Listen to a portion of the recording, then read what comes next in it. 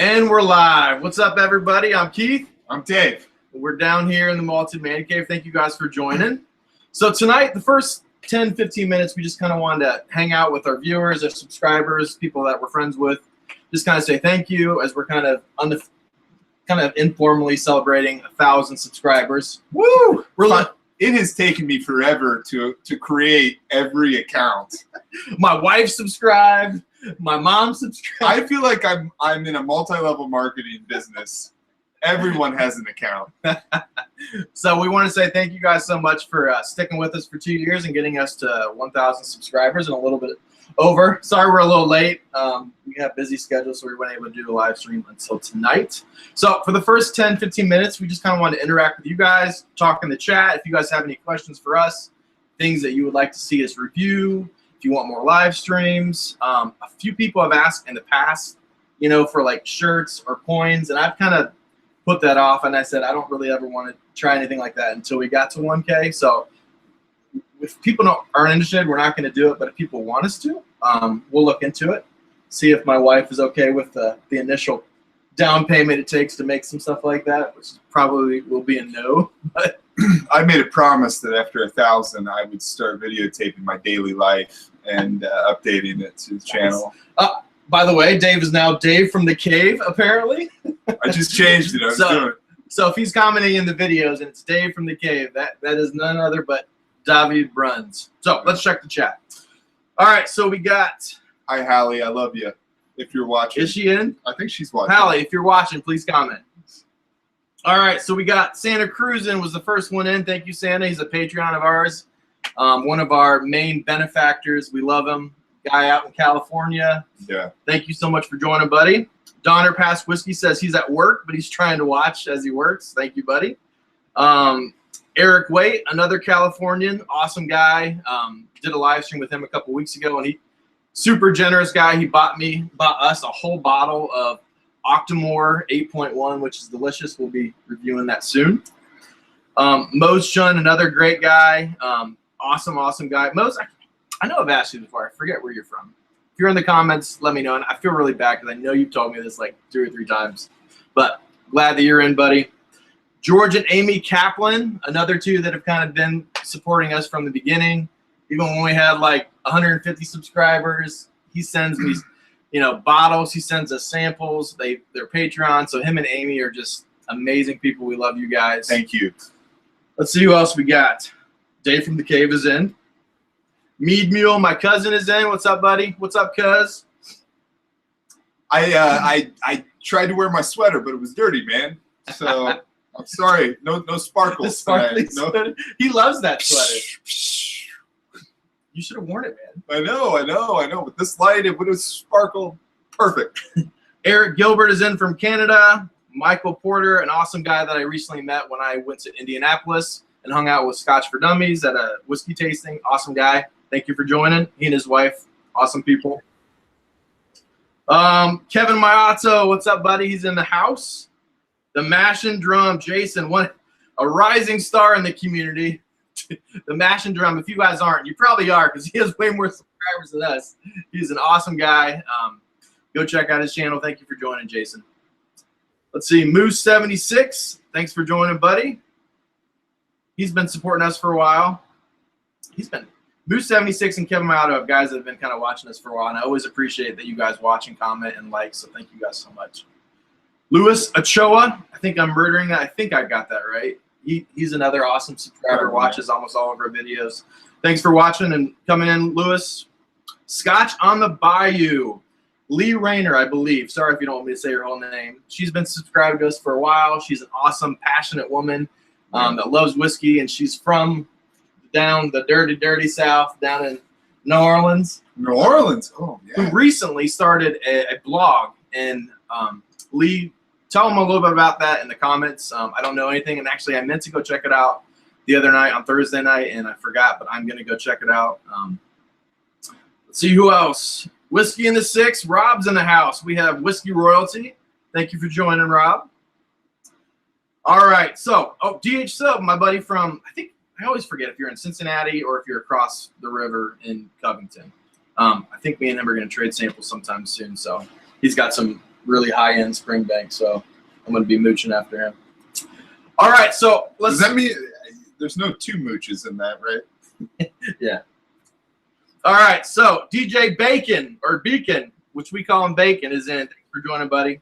All right, so if anybody has any questions for us, go ahead and Whiskey Friends in the house. Leave some questions for us, things that you'd like us to review. If you want us to do more live streams, if you want us to do shirts or coins or anything like that, just let us know. We're going to do about 5 minutes, just kind of question and answer, and then I'm going to bring in our guests for the evening, okay? I've got a milk jug of wheat pennies that I can send out to everybody. So Eric Waite says, I don't need people to send me bottles. I need them to send me whiskey cabinets. I need one just for bourbon. Well, lucky you, man. Oh, man. He's a baller. He's got money. He's retired. You want to start a whiskey channel? Mike from Mike's Whiskey Reviews, formerly known as Mike and Billy's Whiskey Reviews, said review Lafroig 18, which is an inside joke because he gave that to me a year ago, and I still haven't reviewed it. So he's ready for us to review it. We'll get to that soon, buddy.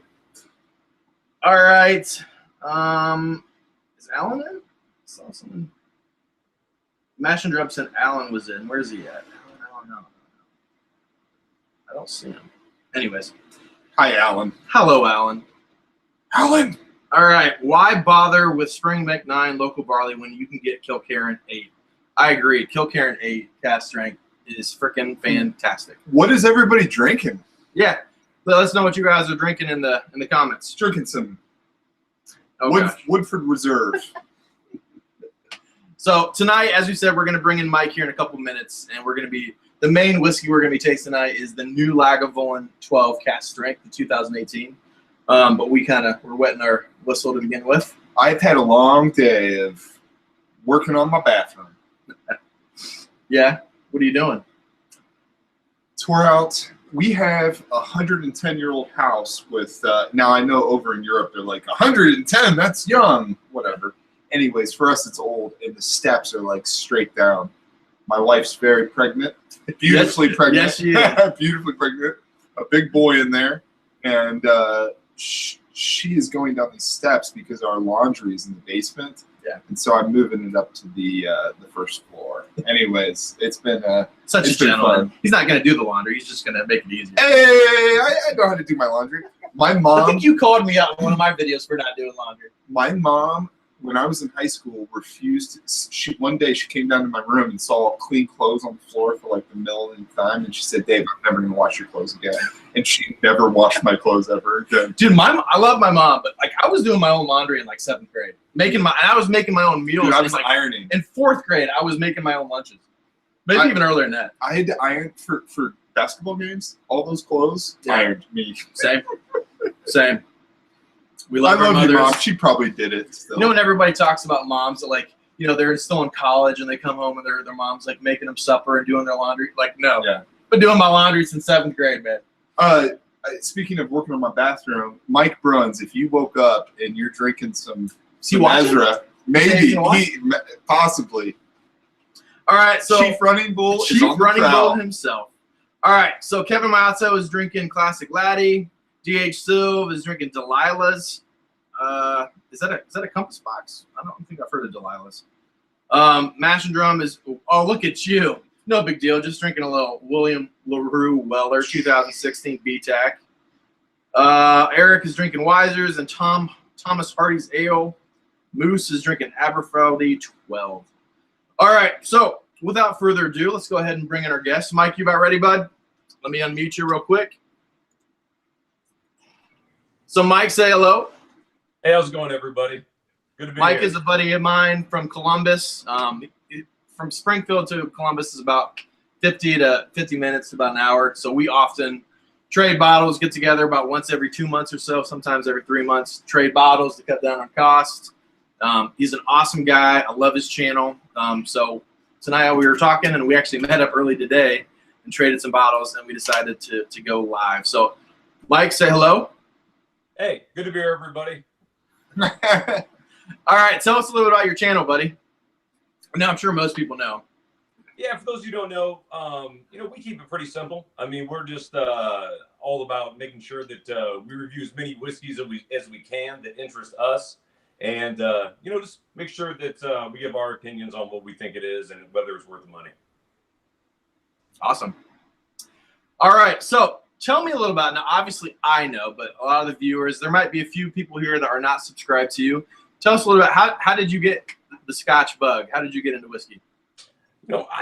I've probably been drinking Scotch almost on a regular basis, probably 10 years. Originally, I got into it from my brother-in-law. He was a big Macallan drinker. He always had the 12 or the 18, and of course for holidays or whatever, I'd go by there and give me a little bit of that. But it really changed for me the day I had Lagavulin 16. I mean, I love the big smoky whiskeys, and from that moment on, I still remember the day, Big Ten title day. Ohio State was playing Wisconsin probably, I don't know, maybe 8-9 years ago. Right, first one. In the Tressel years? What's that? Tressel years, probably, right? Yeah, it was a while back. Maybe it wasn't a Big Ten title game, but it was a game where, if Ohio State won, they won the Big Ten title and they got to go to the big bowl game. Anyway, from that moment on, I was hooked, man. I loved the big peaty smoky whiskeys, so that's why I was glad we were drinking Lagavulin tonight, and just took off from there. So you liked peated whiskey the very first time you ever tasted it? From the moment it hit my lips. Man, the moment it hit my lips. As a matter of fact, I had to warm up to sherry whiskeys, which is backwards from what most people say. But yeah. Again, from the moment I had Lagavulin and peated whiskeys, I loved it.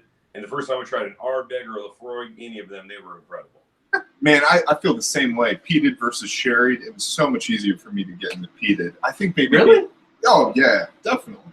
If you go back to all those earlier ones, the sherry, I had a very strong reaction to that. How can you not like chocolate, cinnamon, figs?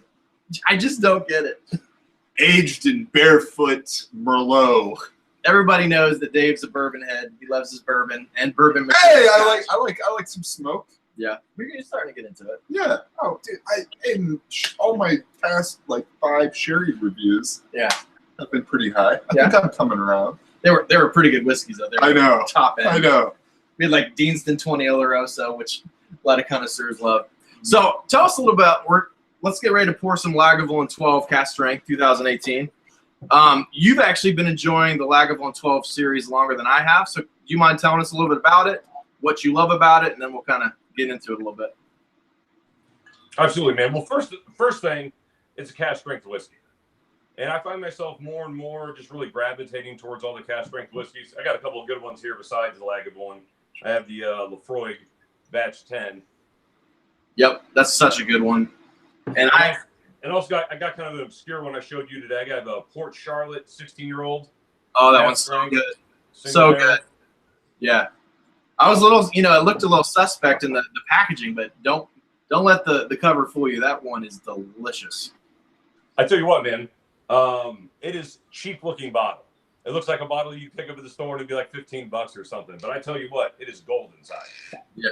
So do you know, when did Lagavulin start putting out the Lag 12, as we know it, kind of? I think it went back to 2001, 2002, if I'm not mistaken, is when they started coming out with them on a regular basis. The first one I had was 2012.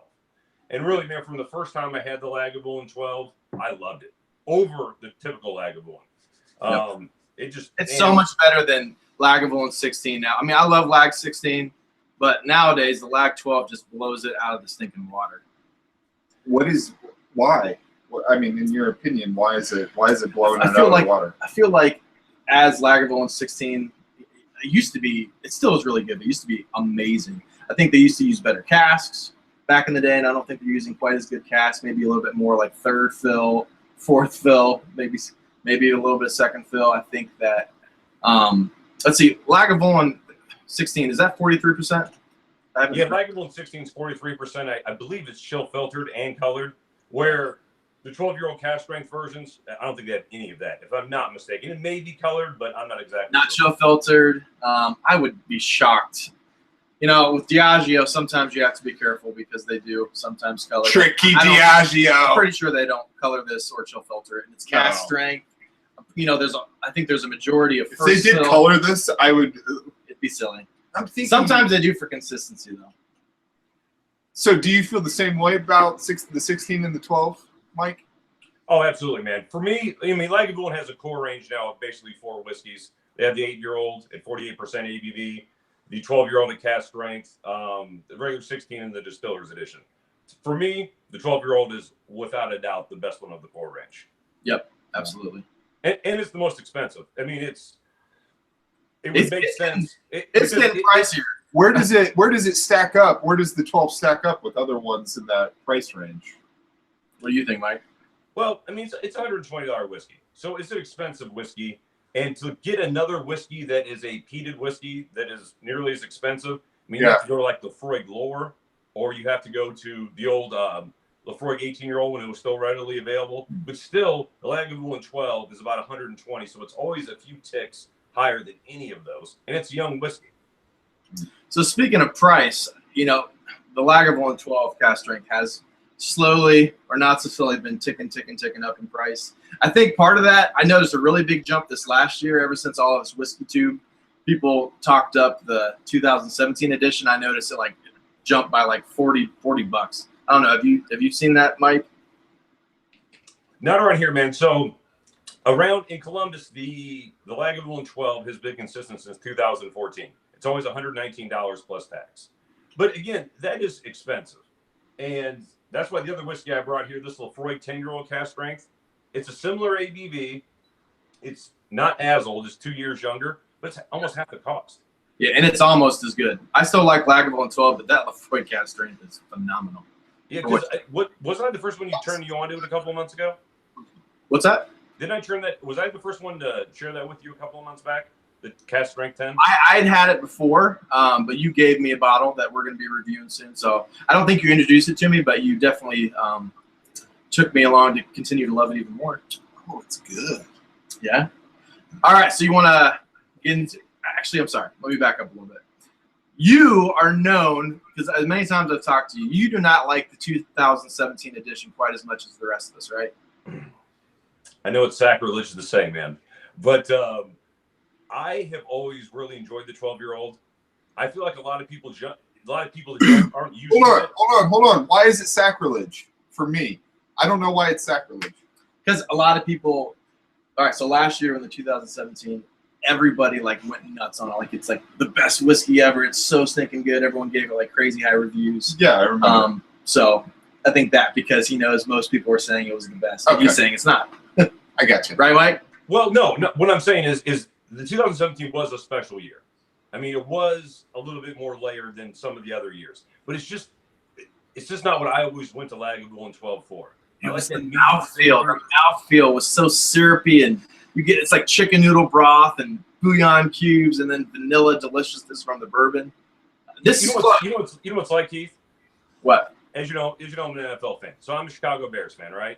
Now, Chicago Bears, it's a terrible helmet. It just has the C for the city of Chicago. No thought process whatsoever. It's a terrible logo, but if they changed it, I'd hate it. And that's how I feel about the Lagavulin 12. Yes, the 17 was an overall better whiskey, but for me, I liked it just the way it was. It messed with what you knew and loved, right? Loved it. That makes sense. All right, well, let's get into it. What do you guys get on the nose? I get what I used to get with the Lagavulin 12. Yeah. This is a little bit sweeter than last year. But again, it has that almost like beef brisket type of savory meatiness to it. It still has. It's not as strong as last year, but the 2018 definitely has for me kind of that chicken noodle soup broth and bouillon cubes, and then obviously the vanilla kind of notes that you get. Did you say beef brisket? Okay, so we have a city barbecue. You're right on, man. I'm right there with you. It's like a barbecue. It's like walking into Rudy's, man. For me, that's what it smells like. Go ahead, man. Yeah, no, we have a place called it's just a chain place. Oh shoot, now I forget what the name of the place is. Anyway, it's the barbecue place. So anyway, when you get in line, I mean, they're smoking. City barbecue. City barbecue, right? So they're smoking right there inside every day. Oh yeah. And when it's away from you, like when they're cutting it up, like when you're waiting for it, just that 6 foot away smell. It's right there. But man, it's like Mongolian barbecue where they're cooking it all up in front of you. Oh, I tell you what, man, I've been too long since I've been there.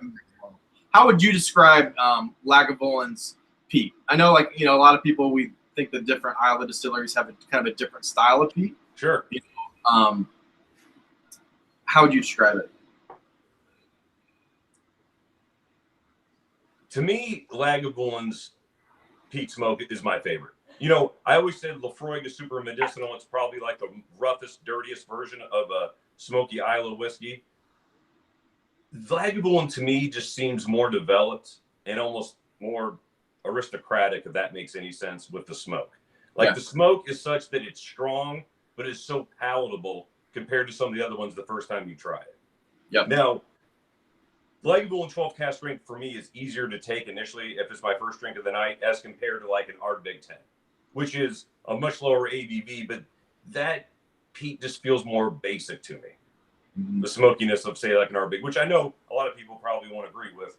And I love Ardbeg, and that's not what I'm saying. It's just the Lagavulin to me, it seems more structured of a smoke.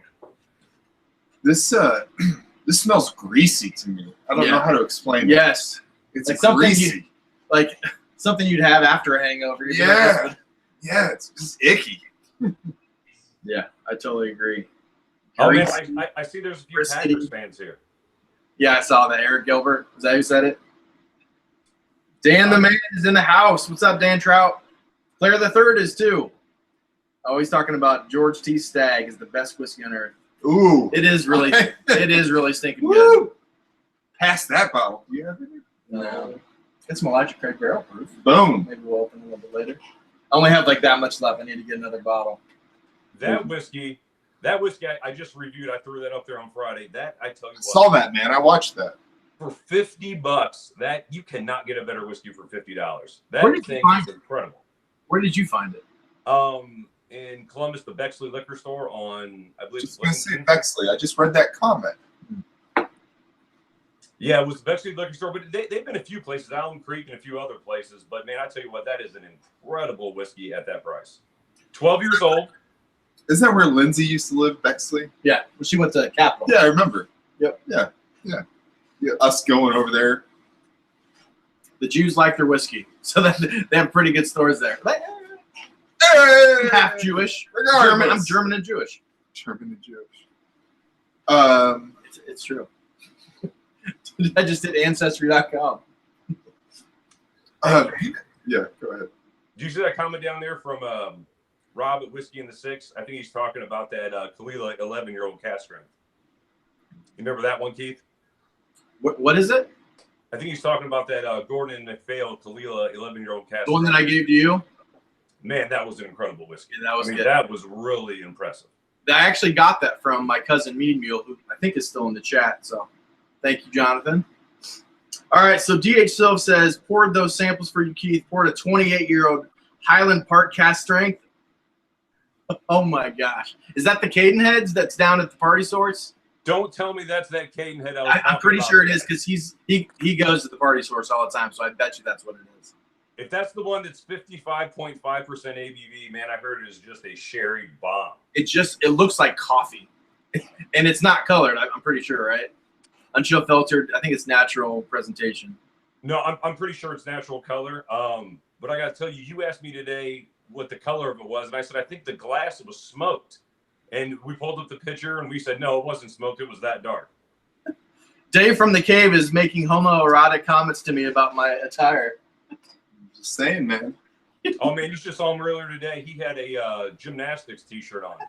So my daughter had a cheer competition in Columbus. So actually, that's why me and Mike hung out early today to swap bottles because I was already in his neck of the woods, and I had cheer dad. So my wife bought it for me and kind of made me put it on, but I'm not gonna lie. I like supporting my daughter. Yeah, and she gets so excited every time she sees it. So I was rocking it out when I first got to Mike's house. Cheer dad, that's my life, man. Until my son comes of age and start playing sports, it's all about that cheer life. Yeah, you seem excited to have the shirt off, man. You had I think you did a wardrobe change in the first 60 seconds you were over. Well, that's because we were doing reviews. Way to try and slight me online, Mikey. and then you decide to try and upload a video 10 minutes before we try to do hangouts. Hey man, multitasking. All right, so where? Oh, DH Silv says yes, that's the one that it is. So the Cadenhead part. Samples. I'll let you know if I can get the samples before you buy it. Let you know if it's worth it or not. Actually, DH Silv, will you let us know? Is it worth it? All right, what do you get on the palate, guys? We did most of the nose. Let's get into the palate.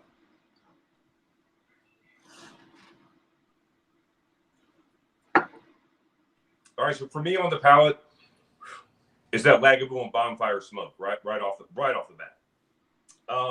You get a little bit of orange, like orange, the peel of the orange or the rind of the orange, just a little bit of it, and then maybe a little bit of fruit. But then a few seconds after you swallow, you get that lovely mint that I get from most of the Lagavulin 12s, and I love that mint, man. It is just so nice. Yeah, I get like all that. I know some people don't agree with me, but I get bouillon cubes. I get like chicken noodle soup broth. Not like you're eating chicken noodle soup, but just if you had the broth without the meat, without the noodles, without the chicken. Delicious. Yeah. I don't know. It's just like savory, umami, greasy meatiness. Bonfire is a perfect note for me. Really, that it brings up so many memories of a bonfire when I drink it. Yep. And then it's like a pepper is just attacking every single one of your taste buds in a good way.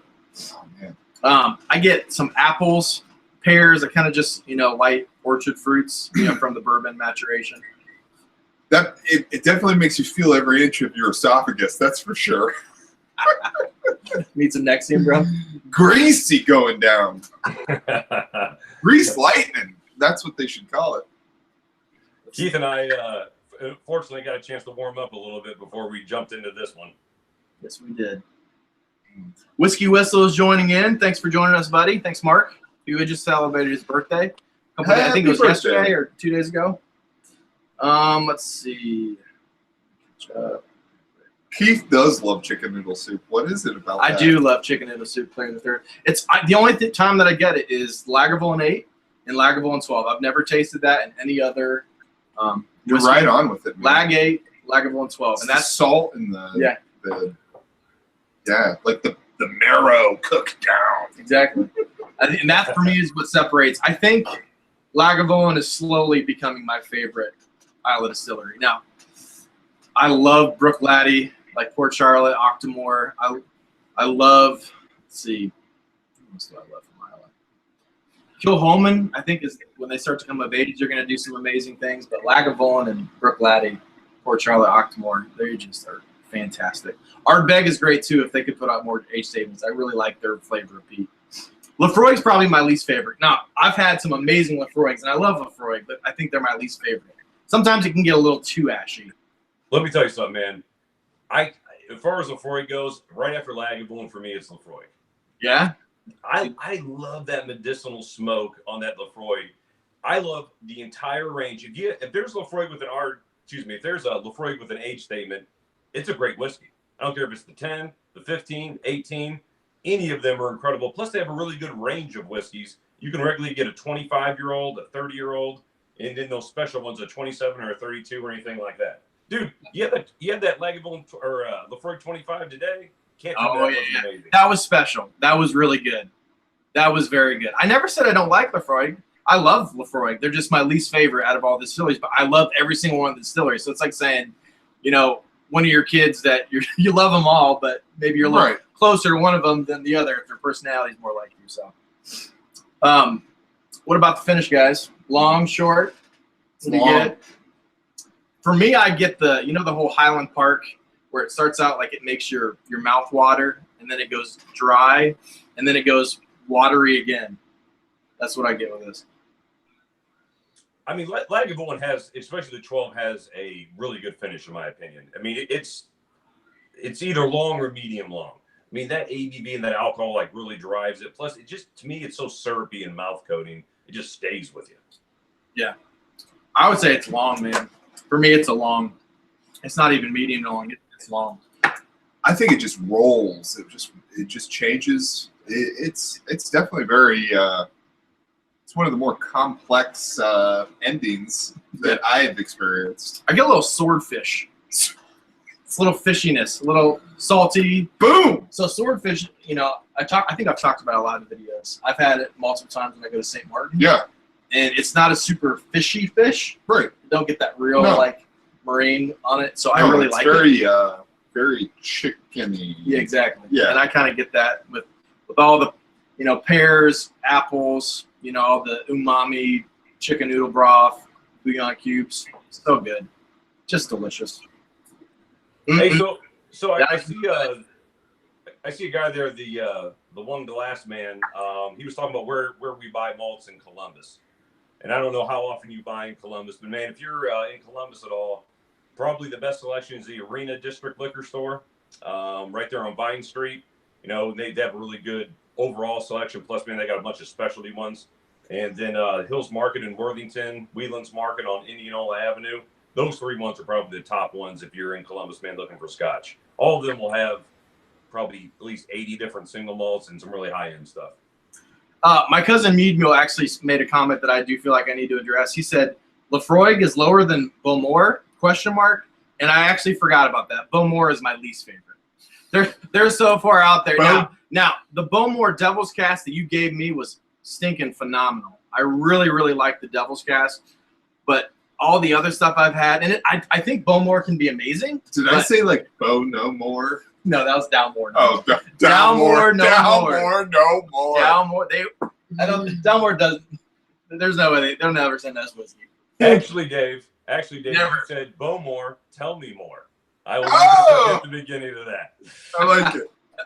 Very Susie. So, and you called it plastic, but hey, man, I'm the same way. That Devil's Cast was the first Bowmore I've had. I've only had like the 10 and the 15. He's like, and you called it plastic. But that was the only one I ever really enjoyed. Very distinctive cardboard note. Yeah, with I remember that one. So I think Bowmore could be great. They just low ABVs, they chill filter, they color. I think they use a lot of like crappy casks. So I'm surprised the fact that is it Jim McEwen who came. He was at Bowmore and then he started Brook Laddie. I'm surprised that I'm surprised he didn't leave them in better shape. Or he might not have had a say. Maybe, the execs, they were like, no, this is what you're going to do. We don't care what you want to do. And that's why he wanted to do that at Brook Laddie, would be my guess. But it just kind of surprised me because Jim McEwen is amazing. It just kind of surprised me that Bowmore sucked so bad under his watch. Well, I tell you what, man, the Black Art never sucked. That was incredible. You know what? And actually, the last time, I think I told you about this, Keith. One time I was at the Party Source. They gave me a really healthy portion, probably 5 or 6 ounces of the end of a 20-year-old Brook Laddie Blacker Still. My God. That was the best one I've ever had. That was incredible. All right. So, verdict. What are you guys going to score this out of 100? Oh, and is this better or worse than the 2017 version? Dave, you want to start us off? Yeah, I think you have not had. Okay, Dave has not had the 2017. I'm going to give it. I'm going to give it just how I would normally rate one. It is probably one of more because it's balanced. It's sweet. Very paired very well with the smokiness. Yeah. So for me, it's easy, and I have enjoyed it. So I would give this an 89. An 89. Cool. Yeah. What about you, Mike? I'll give it pretty much the same. I always rank the 12-year-olds when I do reviews. I think I've done the 15, 16, 17, and 18. I think I've always said 91. Now, this is not as good of a whiskey as the 2017. As an overall whiskey. I agree. But as far as what Lagavulin Lagavulin 12 normally is, this is a more to the numbers version of it. It reminds me a lot of the 2016 version. Yep. I agree with you. I'm in at like about a 90, 91.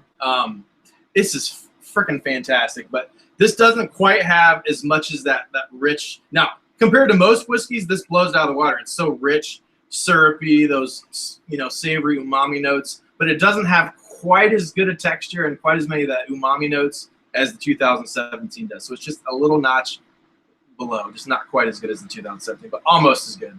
I mean, it's minuscule. The Woodford Reserve I had earlier was a 94. It was fantastic.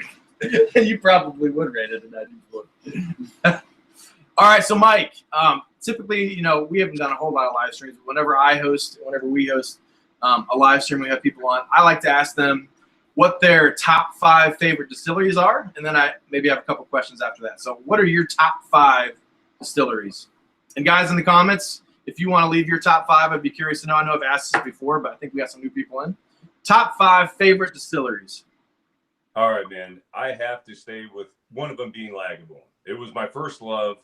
They not only have a really solid core range with a lot of great whiskeys, but at the Isle of Fish, they come out with some specialty versions, which are older, which I really like. Love that distillery, man. That's right up there with any of them. Yep. Number 2 is a distillery that as you know, I love immensely, and that is Balvenie.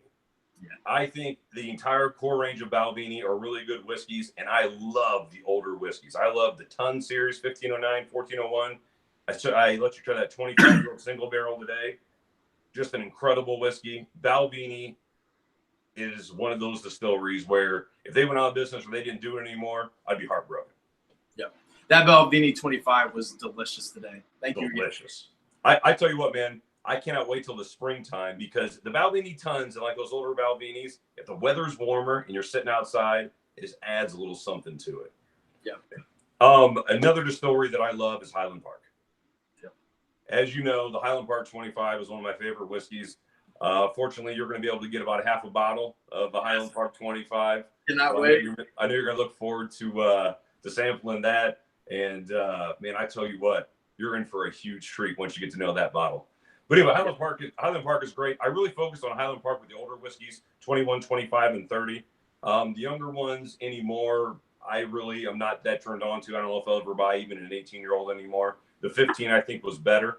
But I still love the 18. You think the 18? I've never had the 15. You think the 15 is better than the 18? You know what? I was having that debate with somebody on the Whiskey channel, and they said they thought the 15 was better. So I went back to it, and I compared the two. I got to say, he was right. Really? Yeah. Really? The 15 was a better whiskey, in my opinion. Yeah. I think there was something else I was going to ask you. HP 18, have you had the new bottling? Since they've done the rebranding and the bottles look different? No. The Viking I haven't bottle either. I'm really worried about it. I'm really worried to buy another bottle. Do you feel like bottles change your perception of how something's going to taste? Absolutely. And I think sometimes it's psychosomatic and, it may be the exact same liquid, but sometimes it's not. Sometimes when they change it, the liquid does change. I'm trying to think. There was one recently that they changed, and it definitely changes a little bit, quite a bit. Have you been kind of afraid to get the new HP 18?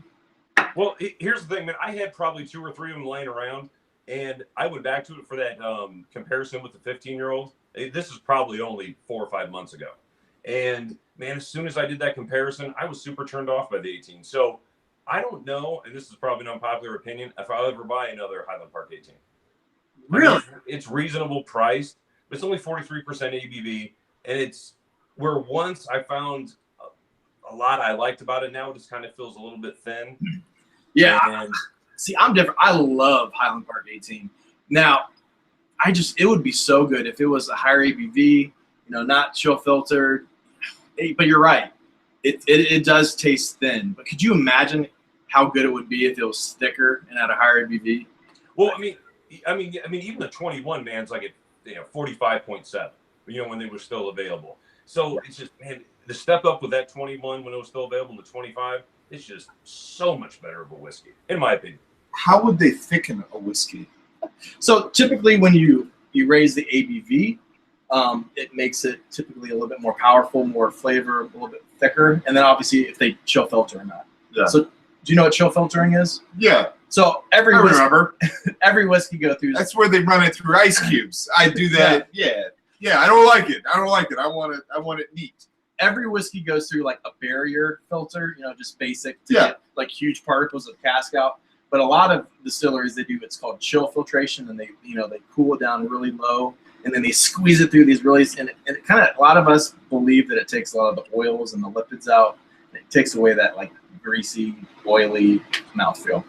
So that's how you do it too. Okay. Now I know.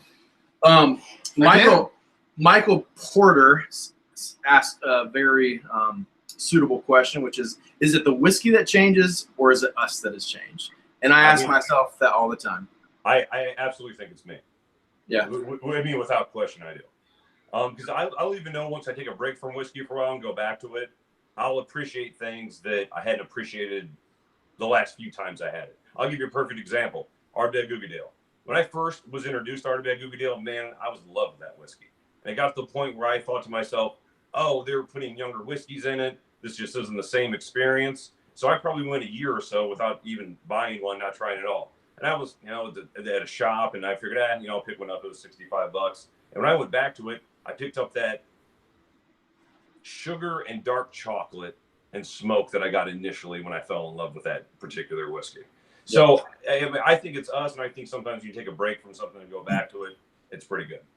I think it's a little bit of both. I think our palate changes. We have better whiskeys. Our expectations kind of are raised a little bit. But I also think sometimes whiskey gets better.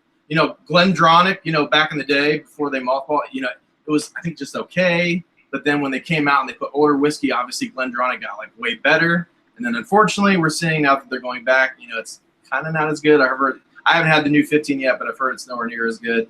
But sometimes whiskey gets better, sometimes it gets worse. Unfortunately, in this day and age of NAS, I think a lot of it's getting worse. There are some that are getting better, but I think most of it's getting worse, unfortunately. I tell you what, man, the independent bottlings are getting better. They're more readily available around where I'm at. I mean, I know you're a big fan of Signator and a couple of the other ones, but like this one I showed you today, this Port Charlotte's 16-year-old cask strength, 60% ABV from this place called Dramful. Never heard of it before. Cheap looking bottle, but I tell you what, man, the whiskey in here is incredible. Yeah, it was good stuff, man. So Stephen Connor is saying that the early 2000s and 1990s Highland Park is where it's at. So I will say this: they also need to stop with all the Viking stuff. Now, I like a little bit of gimmicky stuff, a little branding. But I think they've gone a little crazy with the Viking stuff. And this is from someone who loves Viking stuff. I love the History Channel show, The Vikings. But do you think they're kind of going a little overboard with that, Mike? Well, absolutely, Max. I tell you what, the first one I went to, and I never had like the first set like Freya and Thor and Odin. I never had any of those. But I got the Ice Edition. And it was a 17-year-old. I paid $280 for it or something like that. And then when I had it, it was just 17-year-old Highland Park that was 43% ABV that didn't impress me. They had a cool packaging, and that was about it. Yep.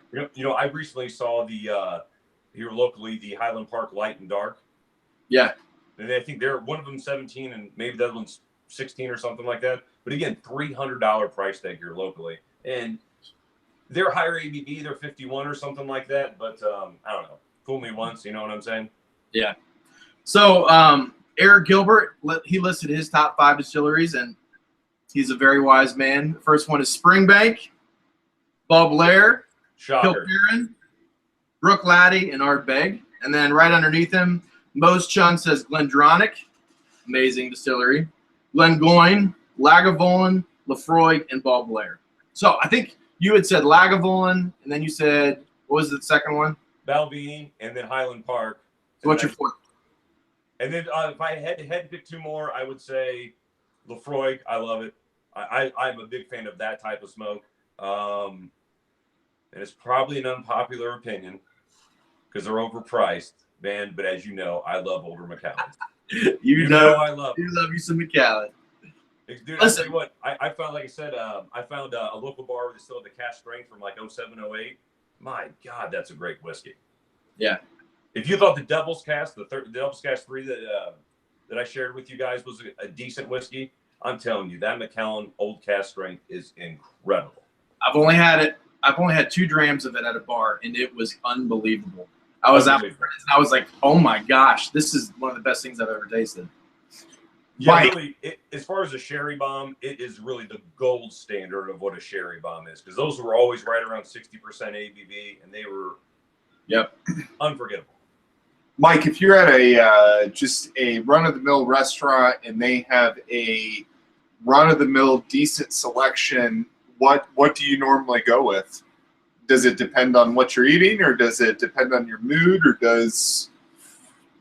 Yeah, I mean, when you're at a restaurant, you're not going to pick up a lot of the same smell. You're not going to be able to appreciate the whiskey the same way you would in a controlled environment, without question. Now, when a company has so usually what I'll do is I'll go with something that I know is good, that I'll enjoy, which is usually like Lefroy 10, because it's usually everywhere, either that or Ardbeg 10, and I can pretty much go with one of those 2 things and be satisfied.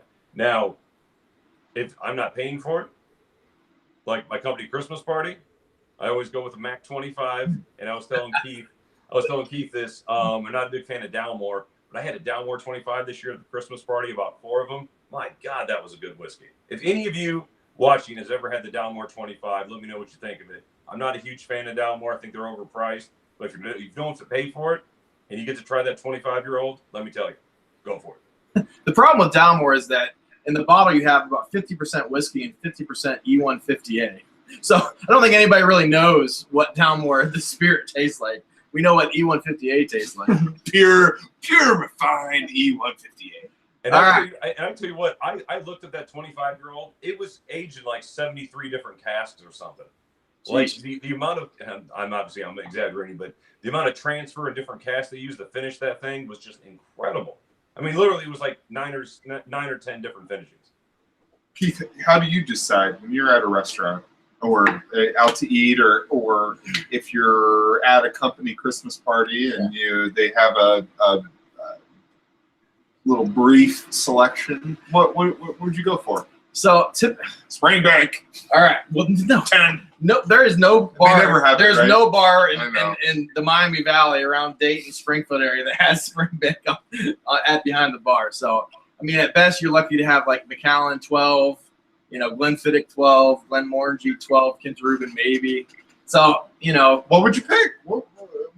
Glenmorangie 12, Kinta-Reuben, or the Macallan 12. I mean, there's a million other things I'd rather have. But what we have around here. Yeah. The Dayton area, obviously feeds, or at least I don't know if it still does it quite as much as it used to, feeds, parts to Detroit, for cars. So it's a very blue collar area. A lot of people like their Bud Light, not so much into the single malt. So Bud Light Lime. I would think we'd have better bourbon selection since we're so close to Kentucky. But even here, we don't really get that great of bourbon selection. Dude, that's because they're hot. I tell you what, the last time I went to the party stores in Bellevue, Kentucky, just south of Cincinnati, we had a better bourbon selection on my local Giant Eagle than what they had down there.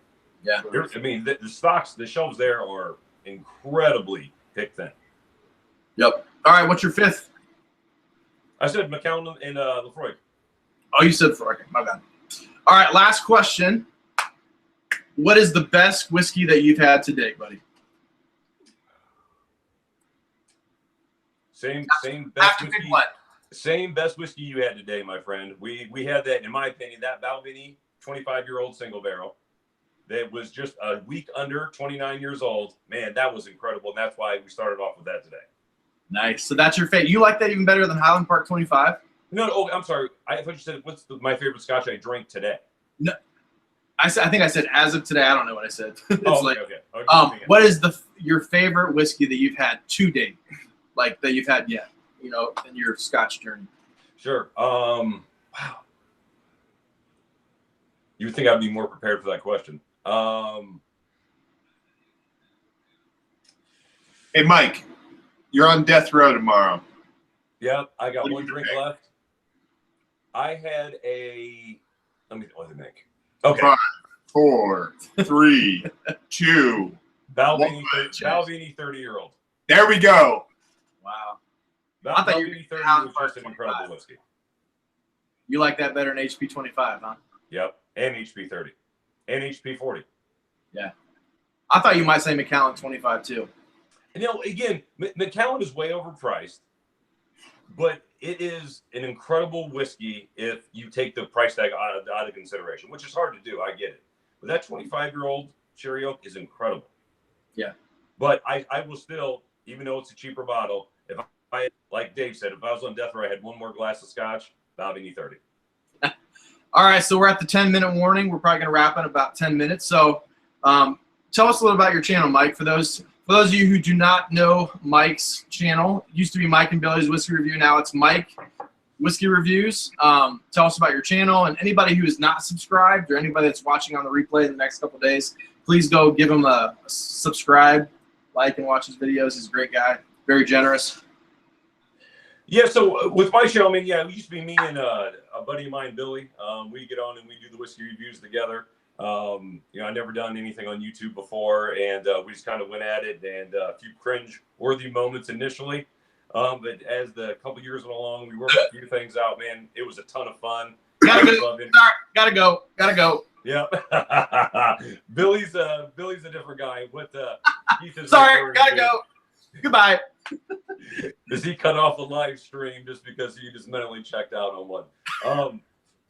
But unfortunately, man, Billy's just not able to do it on a consistent basis anymore. So I'm just going at it solo, which is fine.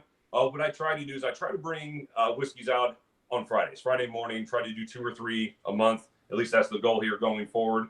I do usually single whiskey reviews and then do comparison reviews every once in a while. But, basically the whole reason I got the whiskey reviewing was when I started my whiskey journey, when I was looking to buy different whiskeys that I was curious about on the shelves, there were a few people out there doing it, but a lot of them didn't seem like they have my same profile as far as the taste that I liked. They were the big whiskey reviewers. So, I just wanted to bring another opinion, tell people what I thought, and that way maybe it helped them out, and that way people could give me advice on what good whiskeys were.